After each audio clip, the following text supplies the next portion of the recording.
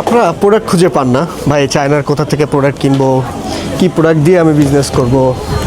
ভাই চায়নাতে প্রোডাক্টের অভাব আছে, কিন্তু আপনি তো সিদ্ধান্ত নিতে পারছেন না বেসিক্যালি আপনি কি প্রোডাক্ট নিয়ে বিজনেস করবেন এবং কি দিয়ে শুরু করবেন, আপনার বিজনেসের স্ট্রাকচার আসলে কেমন হবে বা রোড ম্যাপটা আসলে কি হবে। এই যে এগুলো রিসার্চ না করে যে বিজনেসে নামেন, এটা তো আপনাদের জন্য ব্যাপক হুমকি স্বরূপ। এবং অ্যানালাইসিস না করে, মার্কেট রিসার্চ না করে হুট করে প্রোডাক্ট কিনে নিয়ে গেলেন, নিয়ে যেহেতু বিপদে পড়বেন।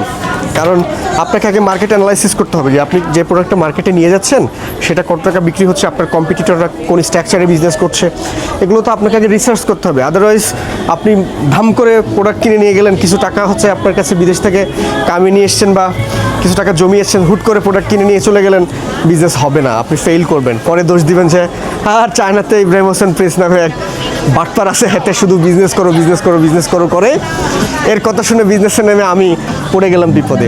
ভাই আগে বিজনেসটা বোঝেন, এটা আপনার জন্য কিনা, আপনি আপনার ক্যাপাসিটি আছে কিনা সেটা আপনি আগে চিন্তা করেন। আদারওয়াইজ কারোর কথায় বিজনেসে নেমে আপনার ফকির হওয়ার দরকার নাই। বিজনেসটা হচ্ছে ভালোবাসার জিনিস, এটা মন দিয়ে, ধ্যান দিয়ে, জ্ঞান দিয়ে, চিন্তা বিবেচনা করে করতে হয়, আবেগ দিয়ে আসলে এটা হয় না। দ্যাটস ওয়াই আমি সবসময় বলি আগে অ্যানালাইসিস করেন, রিসার্চ করেন, তারপরে বিজনেসে নামেন। আদারওয়াইজ আপনি ফেল করবেন, পরে গালাগালি করবেন আমাদের, এটা তো হতে পারে না।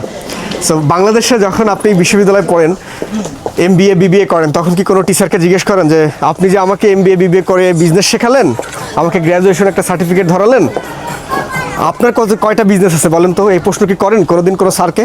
অথচ আমরা বিজনেস শেখাই, আপনি এসে বলেন যে ভাই আপনি কি নিয়ে বিজনেস করছেন, কতটা বিক্রি করছেন, এটা শেখান। ভাই যে ডক্টর ক্যান্সারের চিকিৎসা করে তার ক্যান্সার থাকা বাধ্যতামূলক নয়।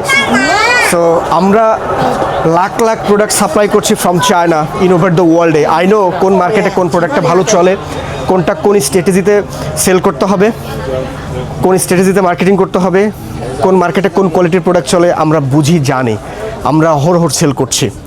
দ্যাটস ওয়াই আমরা আপনাদেরকে সাজেস্ট করছি যে এটা দিয়ে করেন, এটা করলে লস হবে, এটা করলে ভালো হবে। নিজের ভালোটা নিজে বুঝতে শেখেন। ভালো থাকবেন। আসসালামু আলাইকুম।